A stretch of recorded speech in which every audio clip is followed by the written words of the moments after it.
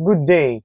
In this video, we will learn what are the evaluation metrics for our supervised machine learning models in WECA. But before that, why do we need to learn what are the evaluation metrics? So, evaluating machine learning model is crucial to understand their performance and ability to generalize to unseen data. In WECA, we have the following metrics. We have the correlation coefficient, mean absolute error, and your root mean squared error. For the correlation coefficient, it is a measure of the linear relationship between the predicted and actual values. It ranges from -1 to 1. As you can see in our video about supervised machine learning using WECA. -1 indicates a perfect negative linear relationship. 1 indicates a perfect positive linear relationship. And 0 indicates no linear relationship. While mean absolute error, this is the average of the absolute differences between the predicted and actual values. In here, we want our values to be lower, with 0 indicating a perfect fit to the data. But in reality, there is no 0 because that's already overfitting. Then we have also the root mean squared error. This is the square root of the average of the squared differences between the predicted and its actual values. It's more sensitive to large errors than mean absolute error. So let us go back to our WECA again. In our previous example, in our previous video in supervised machine learning using WECA, you can watch that one.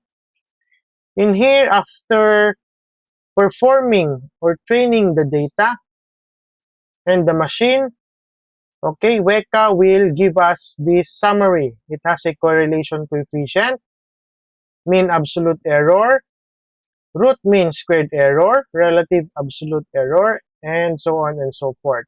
So for our correlation coefficient, it's 0.5613. So what does it mean?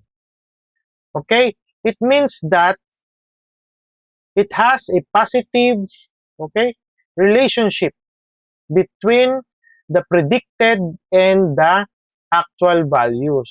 So it means your machine learning algorithm able to predict at a moderate, okay, moderate predictions, okay.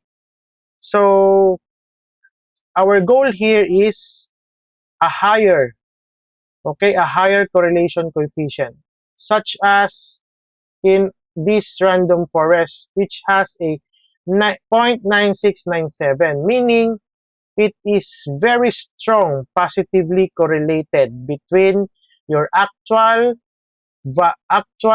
values over the predicted values of your machine learning model. So it means it was able to predict 96.97% of the actual values. While in here, it only able to predict 56.13% of your actual values. So the higher value here, the better performance of your model in predicting your dependent variable. In our case, it's diabetes binary. Okay? How about mean absolute error? So what does this 0.3504? It means that on average, your prediction is off by 0.3504 or 35.04. It means that the machine learning model was not able to predict 35.04% at all times. So for example, here, our model is very good here because it has an error rate of only 12.63%. So as I have said, the lower value of the mean absolute error, the better the performance of your model. For the root mean squared error, it's the same with the mean absolute error. So the lower, the better. Okay? So you need, in order for you to decide which model is better, you compare their performance matrix, these three. Okay?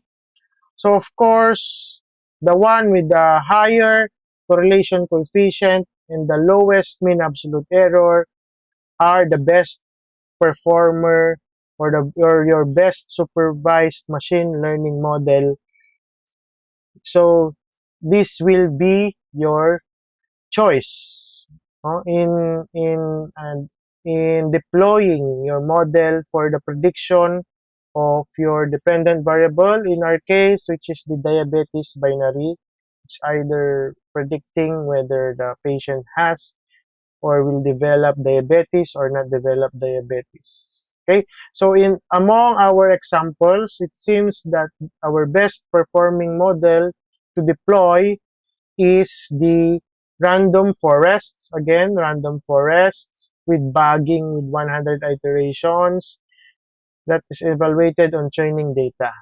Okay, so that's how you select your best performing model. Of course, other tools will give you the accuracy, precision, and F1 score, and recall, and so forth and so on. But in WECA, this is the common uh, uh, per machine learning performance evaluation metrics that is being used to evaluate your model. Okay? So this is supervised machine learning model evaluation. No? So thank you for watching. On to the next topic. Thank you very much.